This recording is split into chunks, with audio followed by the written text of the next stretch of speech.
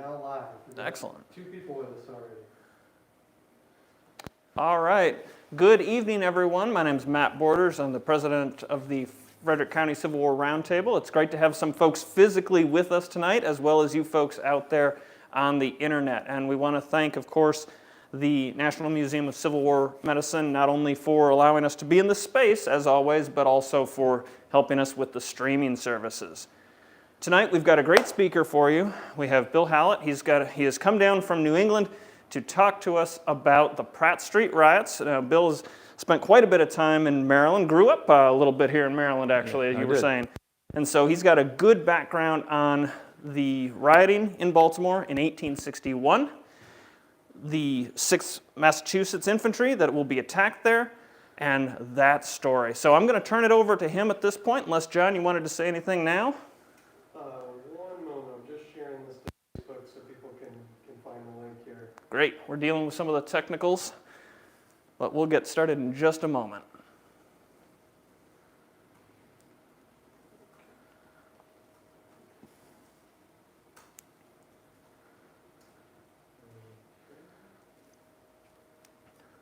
And now that is posted on the museum Facebook page. Excellent.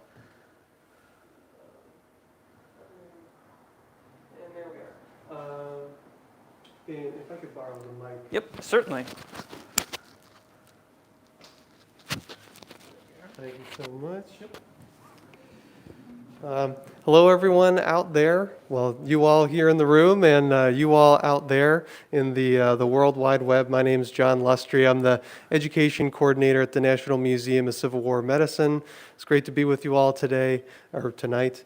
You're in for a great presentation, and just wanted to mention to the folks associated with the Frederick County Civil War Roundtable, we here at the museum have been working on a research project about identifying surgeons who served in the Civil War from Frederick County. We have a pretty comprehensive list of Confederate surgeons.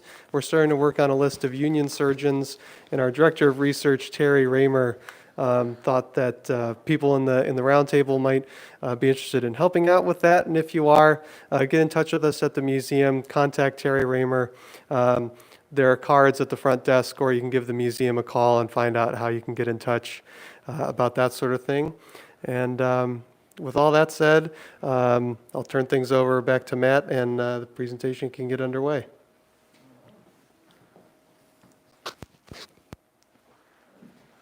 Go right ahead? Okay. Okay, and for the foreseeable future, I'll take this off. And thank you for me. This is kind of unusual. So Gary invited me to come speak, and I thought, hey, why not? My wife and I always come down for Remembrance Day, which of course is technically this coming weekend, but we didn't realize that the world was going to change in the span of a year ago to now. But we came down anyway, and looking forward to visiting you folks. And I'm glad that some people actually came out. It's good to see some folks. I am involved in 2 different roundtables. My wife and I belong to 2 roundtables, and neither group has met since March.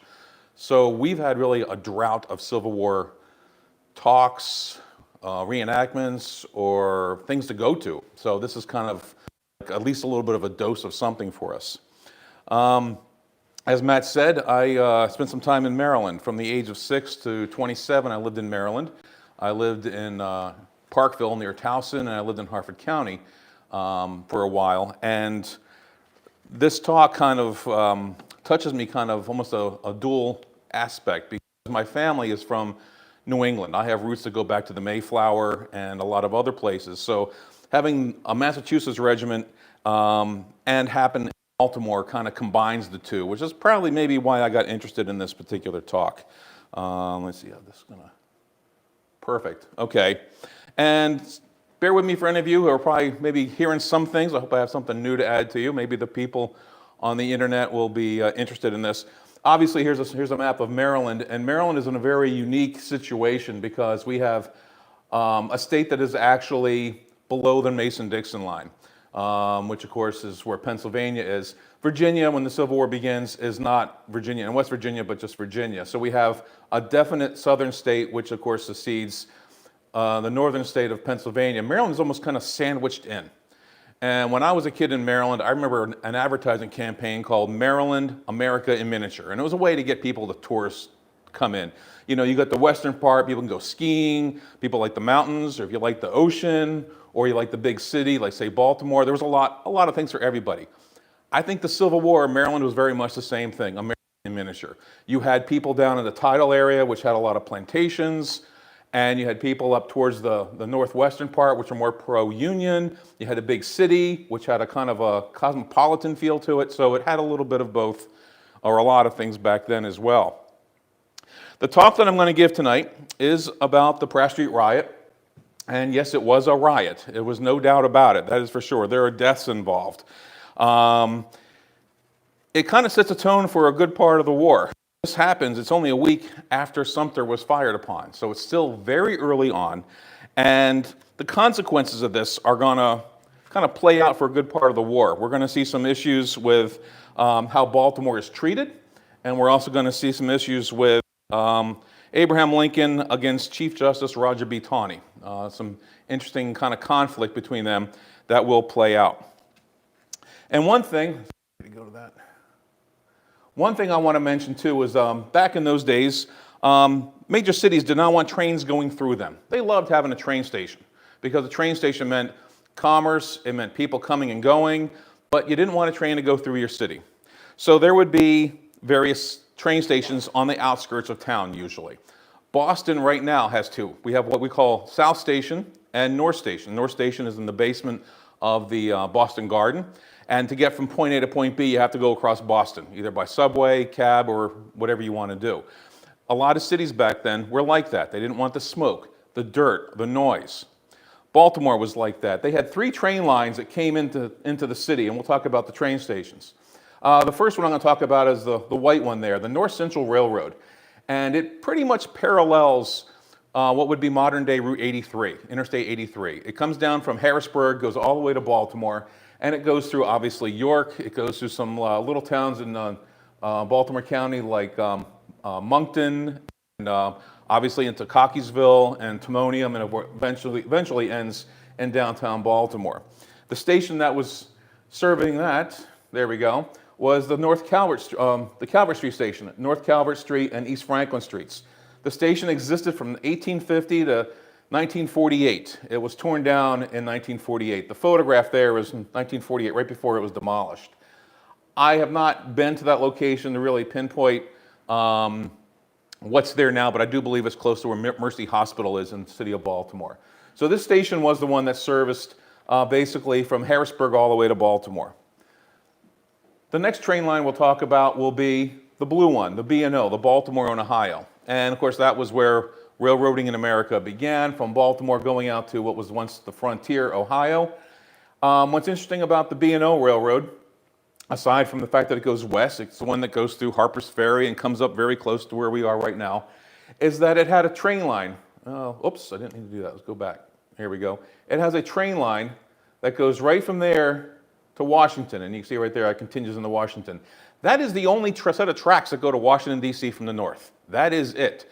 If those tracks are severed, if those tracks are ever blocked because of the city of Baltimore, Washington is basically isolated.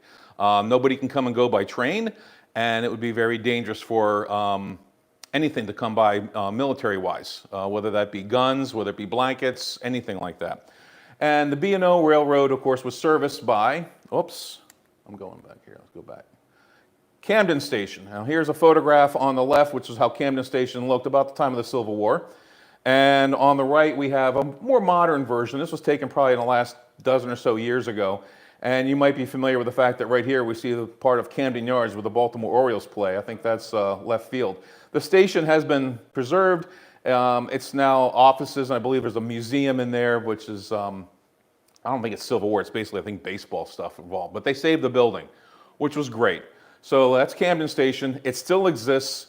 Back when they were building Camden Yards, I was very happy that they saved this because this building was obviously historic. And so that's Camden Station right there. So the last one we're going to look at here, the last set of tracks, is the Philadelphia, Wilmington. Let's see here. Whoops, hitting the wrong button. Come on. There we go. the Philadelphia, Wilmington, and Baltimore. It comes down from Philadelphia, goes to Wilmington. It stops in Havre de Grace right there where the Susquehanna River comes out. And I'm going to mention that a little bit later on about something there. It goes all the way in and it enters on the west side of the city of Baltimore, on the east side of the city of Baltimore, rather. So you have the 3 different train stations. This one ends up at President Street Station, which is pretty much at the end of the Jones Falls Expressway. If you're familiar with Baltimore and you ever take the Jones Falls Expressway coming down from, let's say, the Towson area, taking 83 all the way in, where it ends is pretty much here. This building was saved in the 1990s as a museum. It is now owned by the city of Baltimore, and I'm not sure what the operation situation is. I know financially it wasn't doing well as a museum, but the building has been saved. Originally it had long buildings in the back that were for passengers and freight yards and all kinds of things. This front part is the only thing that remains, and that picture was taken probably about 20 years ago. Okay, so now we're going to talk about things that happened just before the riot. Abraham Lincoln, oh, here's the city of Baltimore. I'm sorry, I forgot to put this in here. Here's an overall city of Baltimore photograph, map. And you can see here's the harbor.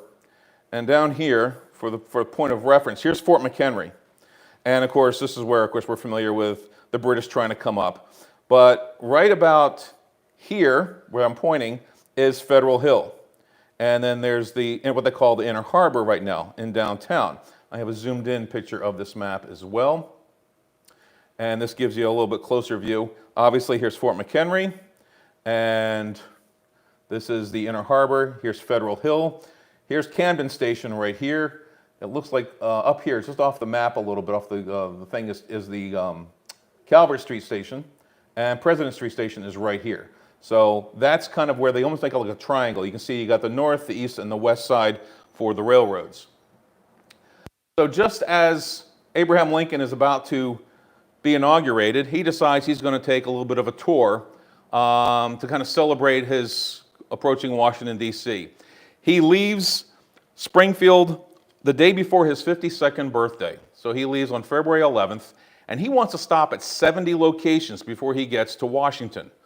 That's a lot of stops. But you figure back in those days, people didn't have TV or movies even, or even the newspapers. They could at best put like a sketch of what Lincoln looked like. He wanted to meet the people, say hi to them, and he was come out the back of the train with his wife, say hi to them, say a few words, and move on to the next stop. So his plan was to leave, or to go to 70 places, like I said. He was supposed to time it out so that he would be in Philadelphia on February 22nd. And the whole idea was, on Washington's birthday, he was going to raise the American flag over Independence Hall. And back in those days, Washington's birthday was celebrated pretty much the same as the 4th of July. Everybody really revered it as a special occasion. So Abraham Lincoln, he gets all the way through to Philadelphia to raise the flag. This is a picture right here in the middle. I can't really make out where he is, but this was of the event taken that day on February 22nd, 1861. And he is raising the flag at Independence Hall on George Washington's birthday. His next stop was going to be Harrisburg. He was going to meet Governor Curtin and meet the state legislature in Philadelphia, and then say a few things, and then come down on North Central Railroad, like the rail I told you coming from Harrisburg all the way to Baltimore. Well, when he's in Harrisburg, he meets a man by the name of Allan Pinkerton. Allan Pinkerton is actually the head of security for the Philadelphia, Wilmington, and Baltimore Railroad, the one that comes from Philadelphia all the way down to President Street Station. And he told them that he had good sources that said there was a lot of problems in Baltimore, and that when Lincoln got off the train in the Calvert Street Station, he would have to go across town, and he was going to be attacked and possibly even killed. Now, a lot of people say, oh, maybe this wasn't good information. Well, one of the people that were his informants was the son of William Seward. So it's not a whole bunch of just rumors. There were some people that actually knew some things that were happening. So the plan is now, it's still the February 22nd. He was there in the morning to raise the flag. He goes to Harrisburg. Now he's going to go back to Philadelphia. And he gets to Philadelphia, and that evening, at about 11:30 at night, he boards a train. Allan Pinkerton plans the train to leave from Philadelphia at 11:30 at night. The windows are blacked out. The telegraph lines are severed between Philadelphia and Baltimore. And there are security posts various locations all the way down to Baltimore to make sure there isn't anything suspicious happening on the train ride. So Lincoln gets all the way down to President Street Station, and he arrives at about, I think it's around 3 or 3:30 in the morning. Nobody knows he's there. He has an easy trip to go across town to Camden Station, and he goes down to Washington. Well, the next day, let's see, I think I have it right here. The next day, of course, or later that day, as it technically would be. Hello? There we go. I'm going backwards. Oh, no, there it is. I was right. Never mind. Excuse me. Yeah, here's a picture of a sketch I've done. I found this on the internet. This is from the New York Public Library of Lincoln going through Baltimore. And he goes through President Street Station. He would later regret this decision, that he followed the advice of Pinkerton. And the reason is because later that day, his wife, his sons, and John Hay, his secretary, would arrive at 12:30 p.m. as they were scheduled on February 23rd, 1861, to approximately 10,000 people looking to meet the president. Little did they know he was not on the train, and it kind of went over pretty badly for the Lincolns. In fact, Abraham Lincoln was lampooned in a lot of cartoons and newspapers for being his sneaky trip through Baltimore. And a lot of people looked at it as him being a coward or not brave enough, and is this the kind of leader we have at this particular time of crisis? It did not go over very well. So now Lincoln's in office, and he's going to have a problem with Fort Sumter. Fort Sumter actually is fired upon on April the 12th. I think most of us know about that, and Lincoln calls for 75,000 volunteers. Baltimore has a mixed reaction. Baltimore, as I said before, was a city with a population that was very favorable to both sides. There were some ships in the harbor right at the time that Sumter fell. There was a ship called the Fannie Mae. It was a Confederate ship. And there were 5 Union ships that were nearby. Well, the Fannie Mae was hoisting up a Confederate flag. The 5 Union ships weren't too happy with that, and they told them to take the flag down. The Fannie Mae refused, and crews from the other 5 ships boarded the Fannie Mae and yanked it down. Now, while that was happening, there were some people that were up on Federal Hill. I mentioned to you about Federal Hill. They got up on Federal Hill to raise a Confederate flag. Well, that particular part of the city of Baltimore was very pro-Union. They didn't like that. And when that same group of people do a firing salute. They were going to do a 100-gun firing salute from Federal Hill. They got about as far as the 3rd charge, and the people went up there, yanked down the flag, took their cannon apart, and threw it in the harbor. Now, there was a pro-Confederate group in town called the Southern Rights Men.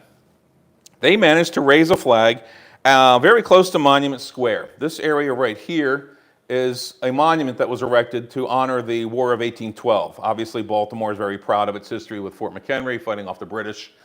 This picture right here is actually Pratt Street. If you're familiar with Baltimore, right about here is where the harbor is. So this is kind of looking towards the west. Camden Station would be a little bit back here. You go this way and then make a quick turn, and it's that way. This up here is a modern version from not too far from here, looking across the harbor. That is Federal Hill, fairly modern view. And it has, a good proximity of the city of Baltimore. You can see it from anywhere. So the idea of firing cannons up there and putting a flag seemed like an appropriate place for those guys. Okay, so that happens when Sumter falls, which was the 15th of April. Now it's getting close to some serious things starting to happen because there are going to be some troops coming in. And the first troops really aren't necessarily the 6th Massachusetts. They are and they aren't. And the reason why I say that is because there was a group of Pennsylvania men. They were the 25th Pennsylvania Volunteers, primarily from the Allentown area. And they were going to come down, but unarmed. No guns on, but they were going through from Harrisburg right to Baltimore, to Camden, to Calvert Station, like Lincoln was supposed to. And then they would proceed to Washington. Now, the Southern Rights Men decided they were going to leave them alone. They were unarmed, but not everybody felt that way in town. They arrived on the 18th, and their major was John C. Pemberton. Yes, that John C. Pemberton, the one that by the end of April will resign from the Union and find himself siding with the Confederacy, and then a few years later, he will be surrendering Vicksburg to General Grant. This is him. He's from Pennsylvania. He's the leader of these guys, the 25th Pennsylvania. And so they get down to Baltimore, and when they get there, or as they're going down there, they are going to be, hello? Maybe I'm not doing this right.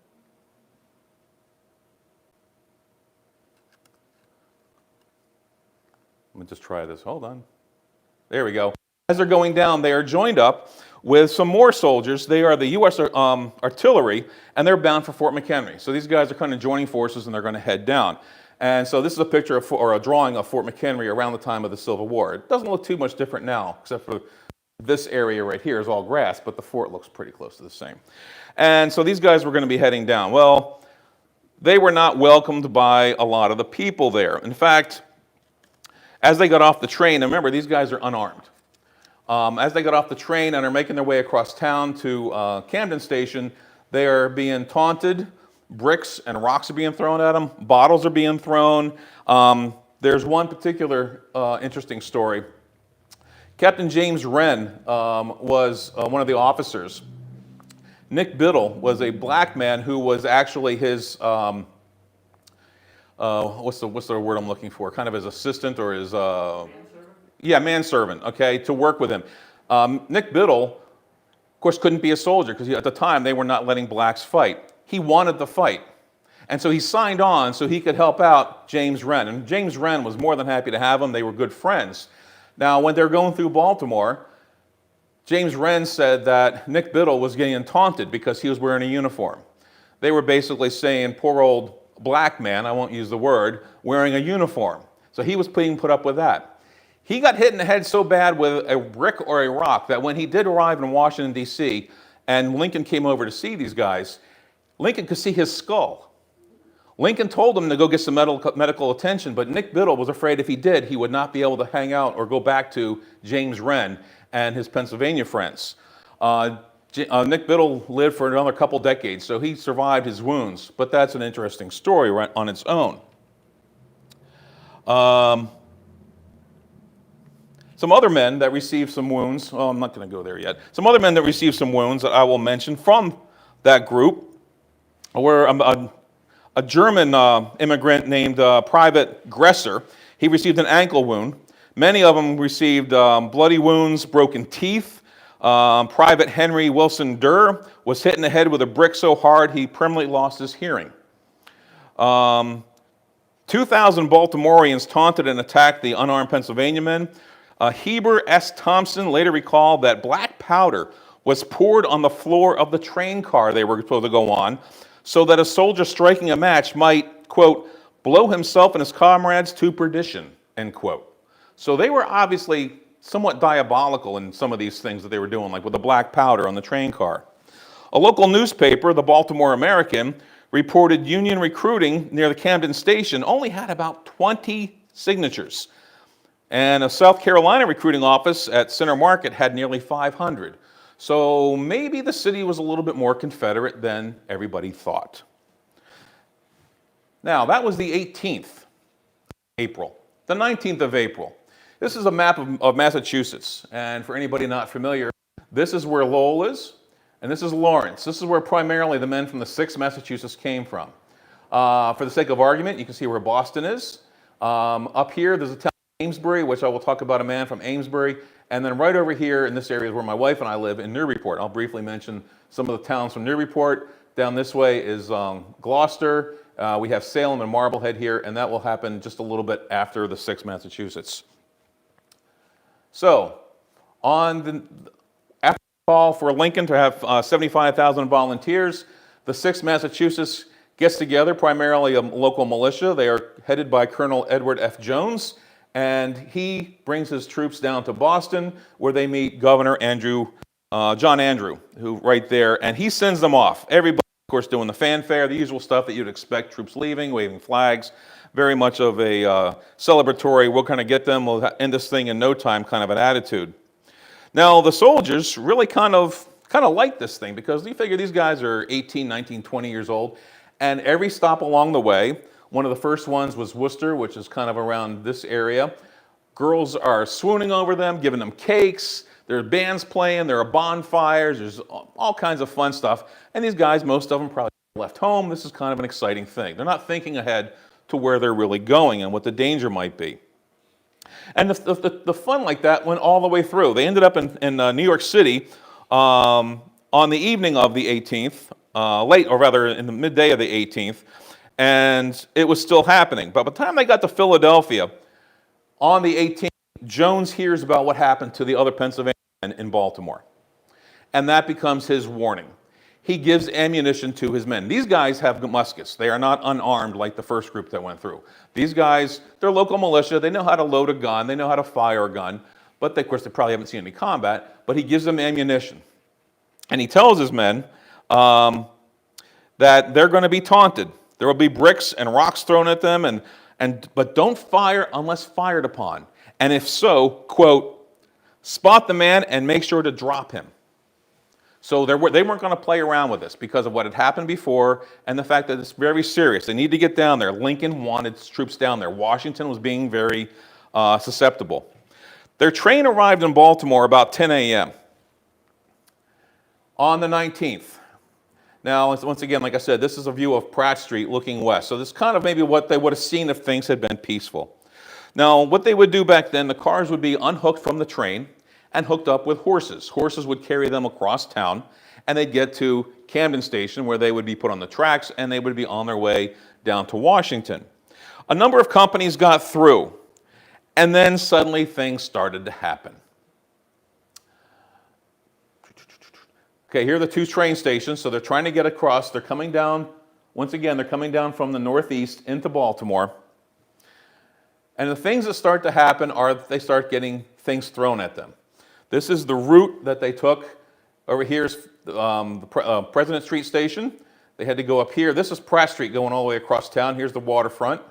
And then they make a quick turn, and here's Camden Station right here, and Camden Yards that goes down, of course, towards Washington. So that whole area right there, that is just over of a mile. It might be like 1.1 miles or something like that. Well, as the cars get taken over, a number of them, probably about half of them get across, then they can't because anchors are thrown into the road. A cart of sand is dumped in the road. They're completely cut off.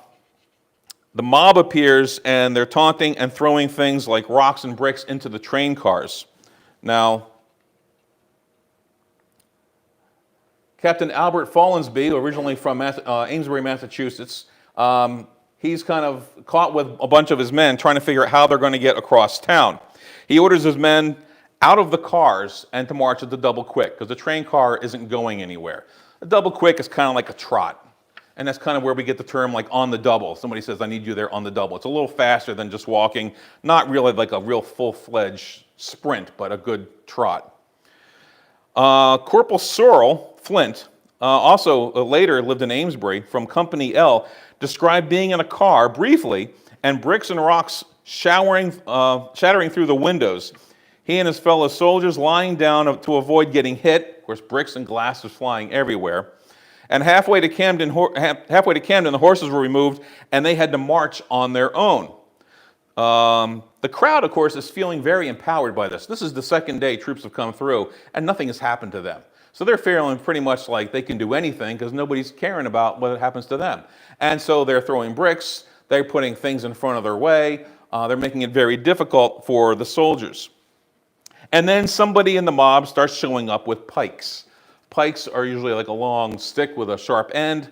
John Brown used them in his raid. They're kind of like a spear. They look at it kind of like a thing. So pikes start showing up, which is, of course, once again, it's a weapon. It's very dangerous. One particular civilian in Baltimore, shows up with a South Carolina flag, and he jumps in front of the Massachusetts men and marches like they're following his flag and kind of taunting them and mocking them.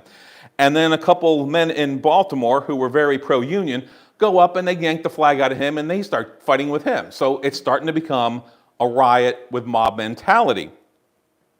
Suddenly shots are fired. There's always a question of who shot the first shot. Everybody's going to say that, just kind of like so many times in history. But shots were fired. Now once that happened, one soldier was killed. Jones later said it was a pistol shot. Soldiers paused. They turned to the crowd and fired back. A group of Baltimoreans fell instantly.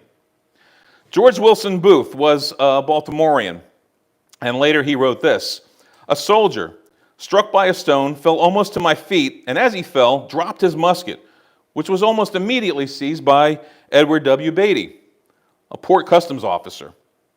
He raised it to his shoulder and fired the first shot into the column. As he fired, he turned to the crowd and asked if anyone had a cartridge. I gave him one or two and showed him how to reload the musket. Then I took to the protection of the first doorway I saw, escaping the bullets as they were sweeping the street. The rear files faced about and delivered a volley into the crowd, who responded with pistol shots, stones, clubs, and other missiles. A perfect fusillade for the next few blocks was kept up between the troops and the outraged mob." Edward A. Robinson was a 24-year-old Baltimorean, and he wrote of his recollections in 1932 for the Maryland Historical Magazine.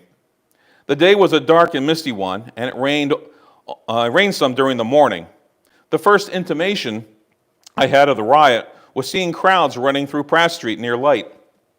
Just as I got down there, I saw Washington Goodrich, and the notorious ruffian, heading to the mob with a Confederate flag flying. The troops had passed up on the street towards the B&O depot. Occasionally, they would turn on the hooting, yelling mob that went following them and stoning them and give them a volley. At each firing, there would be a rush backwards by the mob, and several times I saw that a few men fall if shot. A friend of mine had entire sympathy with the soldiers. He got on top of a barrelhead and was cheering them on. But the actions were mistaken, and he was fired on. He said he looked towards the soldiers and saw one of them taking a deliberate aim at him. He dropped to his knees, and a mini ball flattened itself on the wall behind him, just where his head would have been. At the corner of Pratt and South Street, there was an empty freight car of which the mob had taken possession and fired to the troops as they passed by. 2 of the gang were killed, and I saw the car the next day riddled with bullets. 3 men were standing in the doorway of my father's warehouse, which was a half a block below where the freight car was.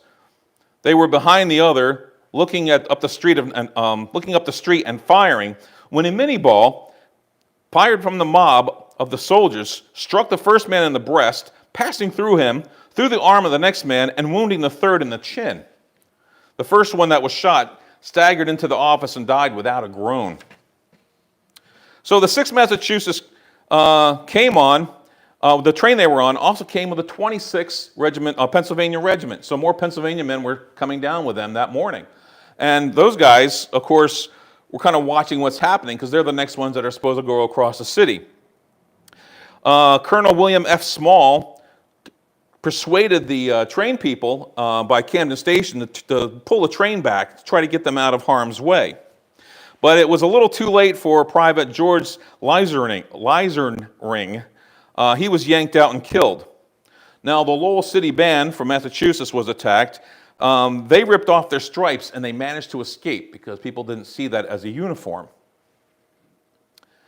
Now, here's an image of one of the sketches that was done of the firing and the melee. There's a lot of images. You look online, you'll see a number of them that were in the illustrated newspapers. The mayor of Baltimore, George W. Brown, of course, he's obviously not going to be sitting in his office. He sees a crisis happening. He's trying to help out. Mayor George W. Brown, he said this about his visit. He wrote this up years later. "On arriving at about Smith's Wharf at the foot of Gay Street, I found that anchors had been placed on the track and that Sergeant McComas and 4 policemen who were there were not allowed by the group of rioters to remove the obstruction. I at once ordered the anchors to be removed, and my authority was not resisted. I hurried on and approached the Pratt Street Bridge. I saw a battalion, which proved to be 4 companies of the Massachusetts Regiment, which had crossed the bridge, coming toward me in double quick time. They were firing wildly, sometimes backwards over their shoulders. So rapidly was the march that they could not take aim. The mob, which was not very large, it seemed to me, was pursuing them with shouts and stones and rocks, and I think an occasional pistol shot. The uproar was furious. The column continued its march, and there was neither concert of action nor organization among the rioters. They were armed only with such stones and missiles as they could pick up and a few pistols. Once again, this is his opinion. A lot of people contradicted what he said. My presence for a short time had some effect, but very soon the attack renewed with greater violence. The mob grew bolder. Stones threw thick and fast. Rioters rushed to the soldiers and attempted to snatch their muskets, and at least 2 occasions succeeded. With one of these muskets, a soldier was killed. Men fell on both sides. Soldiers fired at will. There was no firing by platoon. I heard no order given to fire. I remember that at the corner of South Street, several citizens standing in a group fell, either killed or by wounded. It was impossible for the troops to discriminate between the rioters and the bystanders, and the latter seemed to suffer most because, as the main attack was from the mob pursuing the soldiers from the rear, they, in their march, could not easily face backwards to rear, but could only shoot to the ones they passed by on the street. Near the corner of Light Street, a soldier was severely wounded, who later died, and a boy on the vessel lying on the dock was killed. And about the same time, 3 soldiers in the head of the column leveled their muskets and fired into a group standing at the sidewalk who, as far as I could see, were taking no active part. The shots took effect, but I cannot say how many fell. I cried out, waving my umbrella to the emphasizing my words, "For God's sake, don't shoot." But it was too late.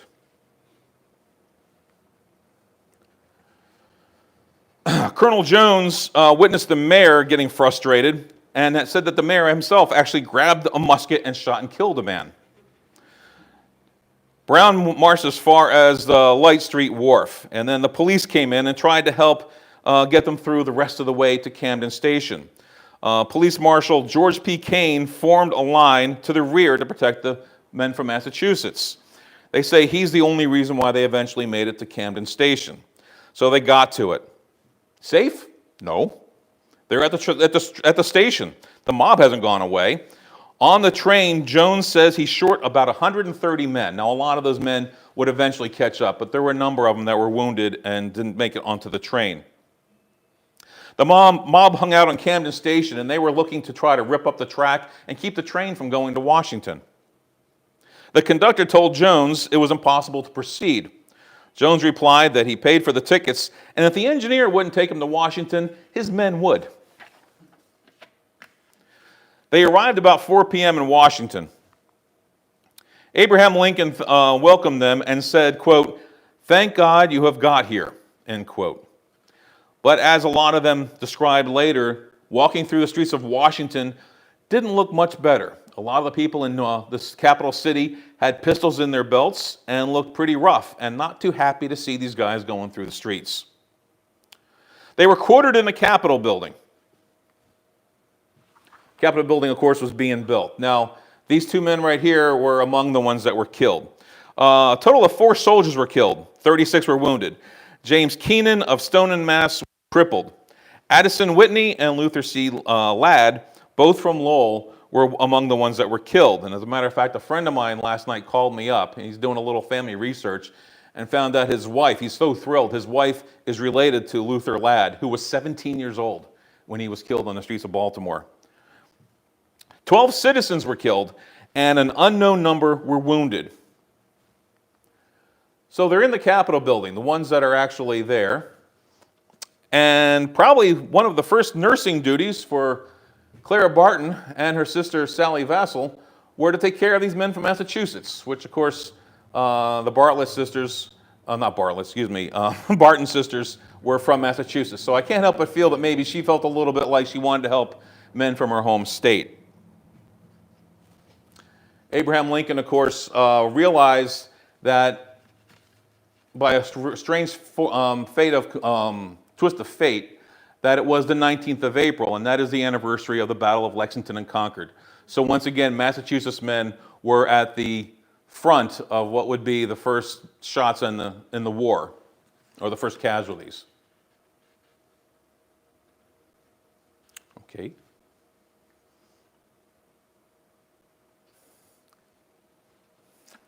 If I hit it again, it might go like too much, right? There we go. Oh, yeah. The immediate aftermath from this Well, Mayor Brown and Governor Hicks of Maryland sent a message to Washington that a collision between the citizens and the Northern troops had taken place, and it is extremely fearful there. Send no more troops. This is from the Lowell Daily Citizen. It describes the whole thing. The attack in Baltimore with the troops. Of course, maybe some of the details in the news story might not be accurate because they were quickly trying to get the story out for the next day's paper. At noon on the 19th, Marshal Kane from the police got a message. That's the day. I'm sorry, the 19th. That's the day the riots happened. The men had just left, and he's hearing that more men are coming in from Pennsylvania, and they're going to come in from Harrisburg and Philadelphia. The mayor went north of Baltimore. The mayor and some men began to burn bridges on the PW&B and also the North Central Railroad. They're trying to keep trains from coming into Baltimore from Pennsylvania. The Maryland Guard and the Baltimore Police did the same with other railroads. Now, the night of the 19th, the mayor called for local militia, and the governor did the same. This is very crucial because we're starting to see that Baltimore and Maryland might go siding with the Confederates, because if they don't let the Northern troops come in, that's the only other option. On the 20th, the next day, banks and citizens rounded up $500,000 back in those days. I can't even imagine what that would be right now, but a lot of money. They did that for the protection of the city. Some of the men that had some of the money, Columbus O'Donnell, Johns Hopkins, and John Clark, they worried that a bunch of maybe rough men from the north, like John Brown's raid, might come down and try to attack Baltimore. So they were worried about that. 2,600 men from Pennsylvania got about as far as Cockeysville, which is down, coming down from Pennsylvania, coming straight down, just north of Timonium. And they basically were stopped there, and they were told how bad things were. The bridges were bad, and they couldn't get really too much further. And the next day, a mob of 400 to 500 Marylanders came up, and some local politicians basically were able to kind of quell the situation and tell the Pennsylvania men, for now, just please go back to Pennsylvania till we figure out what's going on, because Baltimore is not a good place for you to be. And so local politicians of Maryland, Senator Kennedy and Republican Harris, I don't really know too much about them, I'm afraid, and also General Howard, calmed the situation. And they convinced George C. Wynkoop to get them back to Pennsylvania to await what was going to happen. However, Baltimore was not the same place. There's another picture of George Brown. I meant to show that once again. He's involved with the burning of the bridges, so you can see he's maybe got a little bit more Southern sympathy than maybe he let on. But when the politicians came back to Baltimore, they found a different city. Baltimore was no longer showing the Star-Spangled Banner. Nowhere was it to be found. The Maryland state flag was everywhere. Isaac Trimble was now commanding the local militia in the city of Baltimore. Barricades were put up. They had blocked off all the major roads wherever they could coming into the city. Baltimore was, as the mayor called it, a city of armed neutrality. Now, the next group to come in is going to be the 8th Massachusetts. The 8th Massachusetts came in from places like where my wife and I live, in Newburyport, Gloucester, Marblehead, Salem, Lynn, Massachusetts. And they crossed into Maryland as far as about Havre de Grace, and they had heard what had just happened in Baltimore with the 6th Mass. So their leader, what happened to be this guy named Ben Butler, which maybe you've heard of. Ben Butler secured a boat and took them down to Annapolis, bypassed Baltimore completely. While in Baltimore, they secured the USS Constitution, Old Ironsides, which was used as a training vessel for the Naval Academy, and they sent it up to New York City, and it was safe. Then they proceeded to go towards Washington and eventually into Baltimore. However, this brings Ben Butler into the scene. And what's interesting about Ben Butler is that he's going to be moving to Federal Hill. It's about mid-May, and Butler will sneak his men. I don't want to say sneak, but they march in at about dusk during a thunderstorm, so nobody really sees them. And about 500 men from the 6th Massachusetts, those same guys that were attacked, along with Cook's Battery, they go up to Federal Hill, and they will create what will eventually be called Fort Federal Hill. And Ben Butler is going to be up there camped. He's going to have guns aimed at the city of Baltimore. He's going to issue a proclamation. Apparently, Ben Butler liked issuing proclamations. And his proclamation basically told the city of Baltimore, the citizens, why they were there, and that they would not stand for anything going against the federal government. Winfield Scott was not very happy about this. I'm sorry, I forgot to put a newspaper clipping there. That is from the Boston Daily Advertiser. And there were a number of people that were happy to see men up on the fort. Because once again, Federal Hill is that area of town where there was some Union sympathy. Okay, so this is, by the way, I found this photograph. It's the first time I've ever seen it. That right there is Fort Federal Hill. This was taken a little bit later in the war, but there's a fort on the top. And you can see it's overlooking the harbor and facing, this photographer is just about standing on Pratt Street. And that photograph there is troops that will be on Federal Hill. Obviously, when they first went up there, it wasn't completely armed like that. But that's what will be up there for the duration of the war. The war is going to have them up there the whole time. Baltimore won't have a choice anymore about what side it's going to be on. Anyway, so Winfield Scott wasn't happy with Ben Butler and his proclamation. And he told them, don't issue any more proclamations. And he relieved them of duty at Fort Federal Hill and brings in General George Cadwalader. So George Cadwalader is up there. Now, around the same time, by the way, they decide that they're going to rummage through Baltimore and try to find if there's any stash of weapons. And in the McKim house, they found 400 muskets and 1,500 pikes.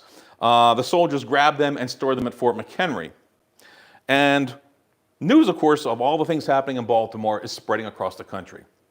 And there's one particular man by the name of James Ryder Randall, who was from Baltimore and at the time was living in Louisiana. He was a professor. And he lost one of his friends in the riot, a Francis X. Ward. So James Ryder Randall decided to write a poem. And it would be Maryland, My Maryland, later turned to music, and is still to this day, I think, still the state song. I know there's been some controversy. They've been talking about changing it. But if you look at the actual words, it's talking about the northern scum, the patriotic gore that flecked the streets of Baltimore. It's all about basically the attack in Baltimore and what happened to Maryland right there when that was happening. But I do know the last I heard there was a lot of controversy, so I don't know where that's going to end up. But at least last I knew, it still was the state song for Maryland. Okay, well now we got George Cadwalader on the scene. He's up there in Fort Federal Hill, and he's also bouncing between there and Fort McHenry, which is only about a mile to his rear, which isn't too bad to go back and forth. And he gets orders from the powers that be in Washington that we need to start finding out some of these guys that were doing, come on, there we go. We need to find some of these guys that were doing some of these problems that we were having in Baltimore, especially with burning railroad bridges and stuff like this. And one of the men they happened to grab is John Merriman of Cockeysville. John Merriman was actually, I believe he was a lieutenant in a local militia. About 2 a.m. on May 25th, 1861 in Cockeysville, he is basically roused out of bed and put under arrest, taken to Fort McHenry. There was no legal warrant. No writ of habeas corpus. They just arrested him and put him in a cell. Actually, he was actually in one of the barracks, but he was under guard. He really couldn't leave the room. They let him once in a while go out on the balcony, one of the barrack buildings, but even then he couldn't go beyond that. So, no writ of habeas corpus. Well, writ of habeas corpus, for anybody who isn't too much of a legal scholar, which I'm not, but I know enough, it basically means if you get arrested, you have to be told what you're charged with. You have to make an appearance before a judge or a magistrate. You have to be officially charged with whether it be shoplifting, whether it be murder, whatever it is, an actual charge has to be put against you. There was no charge. He was arrested and just put in a cell. A lot of other Marylanders will be arrested as well. But John Merriman kind of becomes the focus point, at least in the beginning. And one of the people who gets really upset about it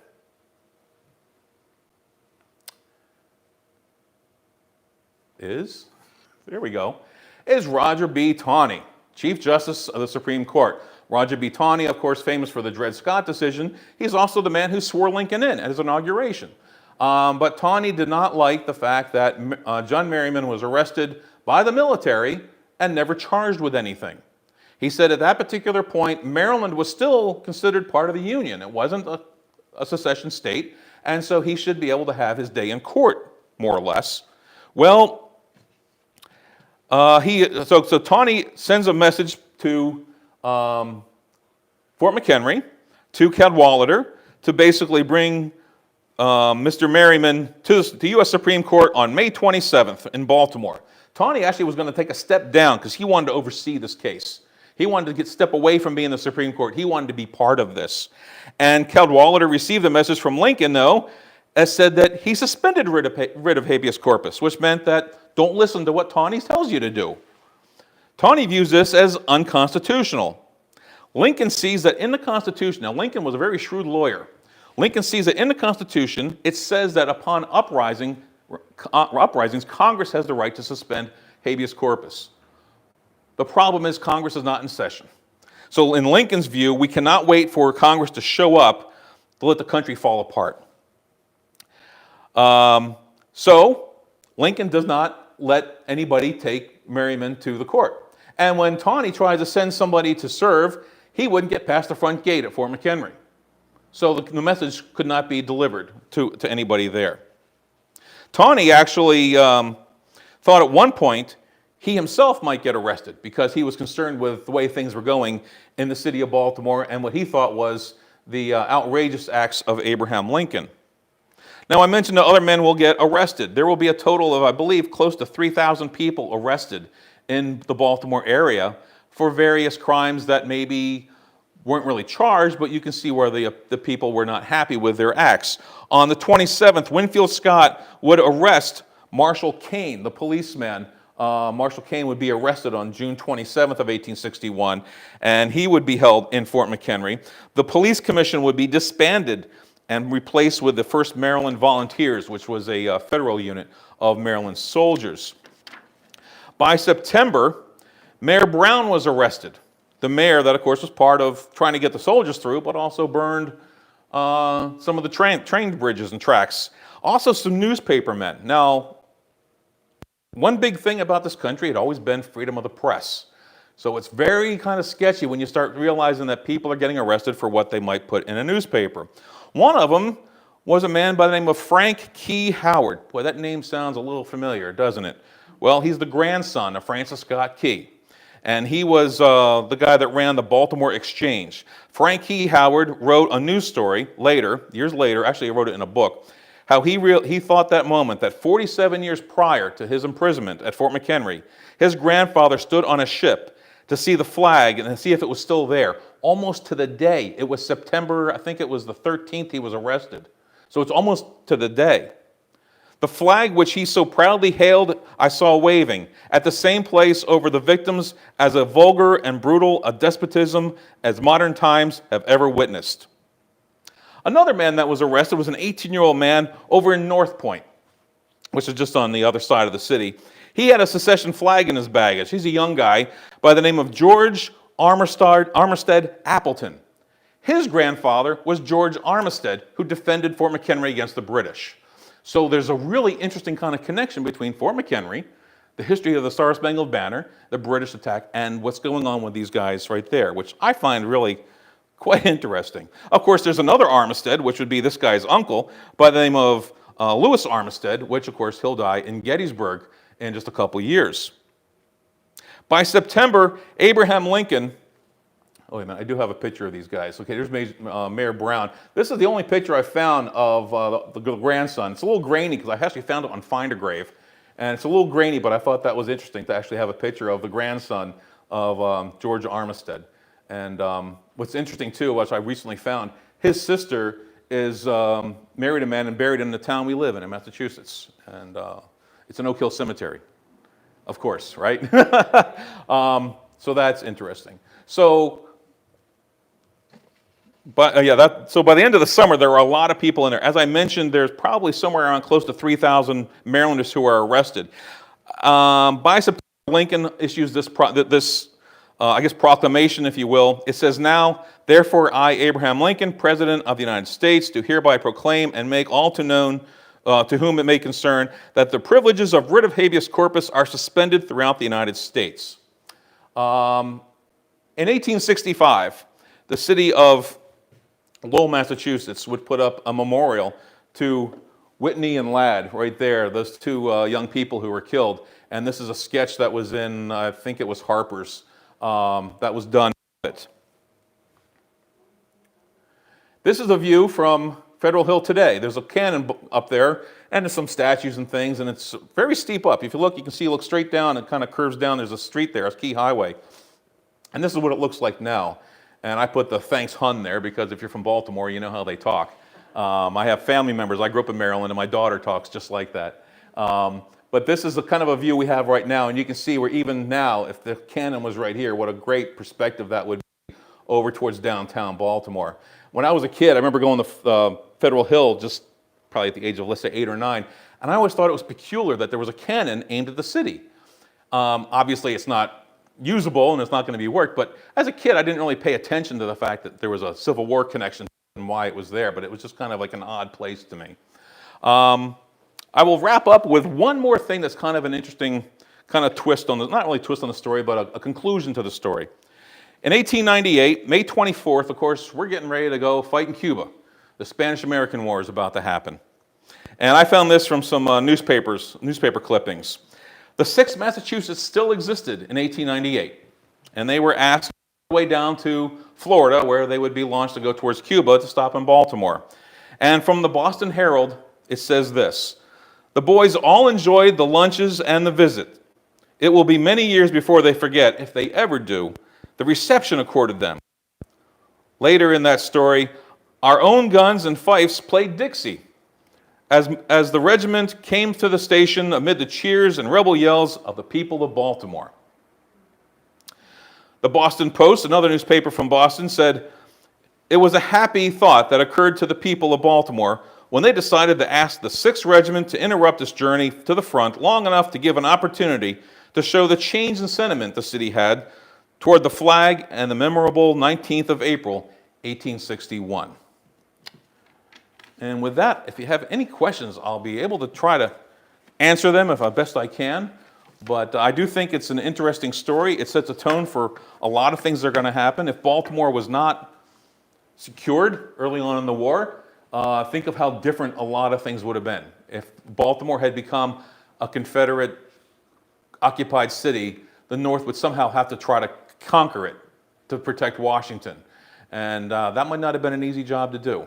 And of course, Baltimore plays a role, of course, because that's where Lew Wallace is when the Battle of Monocacy takes place. Mm-hmm. And also, like after places like the Battle of Gettysburg, wounded soldiers will eventually be brought to the city to recuperate. When the war began, Baltimore was the 4th biggest city in the United States. And when the Civil War began, it was the biggest city south of the Mason-Dixon line. So that's an interesting concept to think about in the sense of losing that for that control. So, are there any questions? Yes? You said they arrested 3,000 citizens? Just shy of 3,000, yeah. Where did they put them at Fort McHenry, and how long did they keep them there until the war was over with? Or? Well, some of them were released, but a lot of them, like the newspaper men, and also the mayor and the police Marshal Kane, they were sent to Boston Harbor, Fort Warren, which was a prisoner of war camp in Boston Harbor on an island. And actually, as a matter of fact, I think it was the newspaper guy, Francis Key Howard. He actually met while he was in prison there, Mason and Slidell, who were actually held up for that. That was the diplomatic issue with the Trent affair. So a lot of them were sent up there. Some of them stayed in Fort McHenry as guests, if you will. They weren't necessarily in a cell. A lot of them were given like one of the barracks or rooms to stay in, maybe had to share it with a few guys. But that's a lot of people. So you're right. They did ship them, I know, at least to Fort Warren and some other places probably in the north, just to spread them out. Some of them would get released. I know I was reading recently, there was some stuff that Frank Key Howard wrote, and he was talking about trying to get provisions out there because it was difficult in the Boston Harbor, especially when the weather got cold. You're on an island in the harbor in New England in the winter, and it was hard to get some of the things, but there were people in town that were trying to, I guess, have at least nice enough courtesy to send them blankets if they could, but it wasn't always easy to get out there. I don't know how long all of them were. There were a number of them that maybe they decided, okay, well, I guess you're not so bad, you can leave. They didn't all stay there till the end of the war. But yeah, they were sent to other places. Fort Warren was one of them. Yeah. Yes. First off, fantastic presentation. Thank you very much. The 6th Massachusetts, you had a lot of great quotes regarding the attack itself during the Pratt Street riots, but do you have additional information about how they feel about Baltimore and Maryland as the war progresses? You know, I mean, like, after this, like, let's say a few months down the road, Right. look at how they felt about Baltimore. Yeah, and I know a bunch of them came back, you said, for They came back and they were at the fort. They were stationed at Fort Federal Hill. Right. Well, one thing that's tricky is that 6 Massachusetts that left, they were 90-day men. When the war began, Lincoln's 75,000 volunteers were only 90 days. Right. He couldn't get anybody to stay longer without the approval of Congress. So these guys were 90-day men. So what, by the end of July, early August, they're going home. A lot of them would go off into other regiments. In other words, okay, I'm going to go home, I'm going to re-enlist, I'm going to be with the 35th Massachusetts, or I'm going to be with the 22nd or whatever the regiment might be. But that original men of the 90-day regiment, you know, they were basically disbanded after the 90s. They went home, and of course they were local militia. Now you enlist, you're on your own if you want to enlist in the Army or something like that. I don't really know for sure how the overall feelings were, because by then they did kind of disband. But yeah, they were up there, and I think they were happy to be in a position where they felt that they were strong, especially since, you know, they went up there, and like I said, at first they go up there, they probably just have some tents and some guns, but eventually it becomes a full-fledged fort, and the guns were aimed at downtown. Oh, and by the way, there was also there was a rumor when this all happened that some of the citizens might try to take Fort McHenry. Because, once again, it's almost like Fort Sumter. If we can get the Federals out of Baltimore at Fort McHenry, but the troops that were in Fort McHenry when this happened, they pretty much stood, it's on a small peninsula. And if you've been to Fort McHenry, you kind of drive through a gate, and it's all water on all the other sides. So there's only one way in, unless you actually have guns or something that you can fire, like they did with Sumter. But nothing really happened. There were some people that came out, but nobody fired, nobody shot, but there was some rumors and talk about it too. I meant to mention that earlier and I forgot. So, but once again, I mean, the guys disbanded after 90 days, so it's kind of tricky to find those stories as a unit, as a cohesive group. Yes. Did troops from New England and New York continue to come? Yeah, they did. I mean, after this was done, once Butler was up there, I mean, you can laugh at Van Butler for a lot of his proclamations, which of course he issues in New Orleans. But once they were up there, Baltimore basically just held itself, because the troops were still coming in from New York. They're coming in from Maine. They're coming from wherever. They're going to Washington, because Washington was kind of like the starting off point.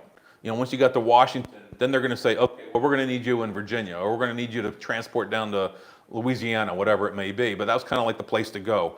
Once Butler had the city done, and actually there were a lot of people that were pro-union in the city of Baltimore, like I said, especially around Federal Hill. And there are stories that, I don't want to say that they outnumber, I don't want to say one group outnumbered the other, because I don't have statistics on that. But when troops are coming in from Gettysburg, the Union troops that had been wounded, eventually that were working their way down, they were getting exceptional care for the day. People were really taking care of the Union soldiers. And Baltimore itself was one of the first stops that the Lincoln funeral train went to. When Lincoln was shot, and of course he put on that special train, and he's going to do almost like backtrack his way to Washington, go back to Springfield. Baltimore was the first place, and the city was actually in mourning. The city treated it like a day of mourning. They had blackout, draped buntings and such like that. People visited. A lot of people paid their respects to the dead president at the train, and then he proceeded from there. I want to say he went from there to Harrisburg, then to Philadelphia. So he took the North Central Railroad up to Harrisburg, then to Philadelphia, then he went to New York, probably stopped at some places along the way, and eventually out to that. But Baltimore, actually, when Lincoln was shot, the overall mood of the city was of sorrow, which is kind of a change from 4 years previous. Yes? Did you say that Baltimore, would siege be the right word? Was basically under siege? I don't know if you could say that in the sense that none of the cannons ever fired a shot, as far as I know. But they were there to intimidate them, like don't try, or we're gonna aim for downtown, and you're gonna hit it, because they could line it up for, they could have the cannon lined up there for a long time. Well, maybe the word siege might be a little bit too strong, but It was a city of occupation. okay. There you go. It was definitely a city of occupation, and Butler was making no bones about it. He told the city, "We're up here, and don't try anything," basically. Okay, because if you do, we're going to knock the city down, and that was basically Butler's thing. And that's when Winfield Scott was like, "What are you doing? Get out of here!" He didn't like that because he was afraid it was going to make things too bad. You have to realize too, at this particular point, Lincoln is trying not to lose the state of Maryland, and he's afraid if somebody like Butler ticks off people in Baltimore or the state itself, Baltimore might just say, "We're going to secede." So he was trying to figure a way around that, and of course, General Winfield Scott was still an active player at this particular time, and that's when he put Cadwalader up there, and Butler went off, and of course, Butler does other things in the Civil War. But yeah, it probably by doing that, it was probably a smart move to secure the city, because maybe if they didn't occupy the top of, and it really is high ground. I mean, everybody jokes about taking the high ground. That is a big hill. If you go there, it's a beautiful view. You see the whole city, but that was a really good spot to put your cannon up there and soldiers. There were also, once they were up there too, probably, I'd say before the end of May, they were up there like around the 12th, 13th, 14th of May. Within a few days, within a week, the soldiers are kind of like marching through the streets. Almost like they're kind of just reminding people they're around. And there's actually a famous photograph, which I didn't put on here. I almost did, and I thought, well, I got plenty of pictures. And remember, I had that picture of that monument from the War of 1812. There's a photograph of the 6th Massachusetts posed in front of that. That was taken like later in May of 1861 when they were there. It's almost like some of the guys are standing up there like this, and some guys are sitting on the ground, and they're all kind of doing what soldiers did when they posed for a picture. And it was basically one of those times that they're marching through the streets, just kind of not really doing anything, but just marching up and down and back and forth. And I think it was a way to kind of just remind everybody, we're here. So it was occupied. Yes? This is a trivial question, but what was the uniform the black man was wearing? It was kind of Well, Western looking? I don't know when that picture was taken. I don't know if that was taken later, because he lived for like another, I think he died like in 1880 or something. So he lived for a while longer. I don't know too much about that uniform, but he was wearing the uniform of that Pennsylvania regiment when he went down, because he was given that because he was I guess it was like the orderly for the captain. And I'm not saying it was a regular uniform, because I know a lot of the troops were wearing even we know at Bull Run, a lot of the troops are wearing uniforms that were the opposite colors they should have been wearing. A lot of towns and villages and whatever you have throughout the North are wearing a hodgepodge of different kinds of uniforms. So I can't tell you for sure. I don't know really what the uniform looked like. The pictures of Ladd and Whitney that I showed you, those guys, it looks a little bit more like early 1800s. That was the uniform they wore when they left. It had like feathers up. It looked a little bit more like something you see maybe in the Mexican War. But of course, by the time, let's say within a few weeks after troops arriving in Washington, they would eventually start getting what we would call the Yankee blue, a forage cap, kepi type of thing, blue jacket, and it was to be more uniform, especially after Bull Run, when they started realizing that some group is wearing a grayer uniform, and they're from New York or something, and then you got a problem. But I don't know for sure. I couldn't tell you. I'm sorry. I wish I did. I don't know much more than beyond that description. I do know that Lincoln saw the man and could see his skull from the wound, and told him to get medical attention, but he was afraid that he wouldn't be allowed to be back with his regiment, so he didn't do it. So, yes. I think you've spoken to this with some of the previous questions, but a question from YouTube. Steve Lawson asks, did this unrest continue throughout the war, or were there provisions made to end this kind of disruption and violence so troops could continue to get to Washington? Well, I guess that's kind of way it's kind of answered. Once the troops are up on Federal Hill and they're marching through the streets, basically saying, everybody, we're here, other troops that came through the city didn't have any problem. Whether they came from New Jersey, whether they came from Maine or Vermont or New York, anybody coming from the north, and going the other way too. If they were going back, it was just sort of like it was a city of occupation. That was pretty much, it was a safe place for Union troops at that point. I'm not saying that if somebody lived in town, they might be happy to have them there, I'm sure there were a lot of people that were still very pro-Confederate and not happy with the fact that Union troops were in their city, but they knew they couldn't do anything. You know, so, okay, well, that will be it then. I thank you very much. Well, thank you.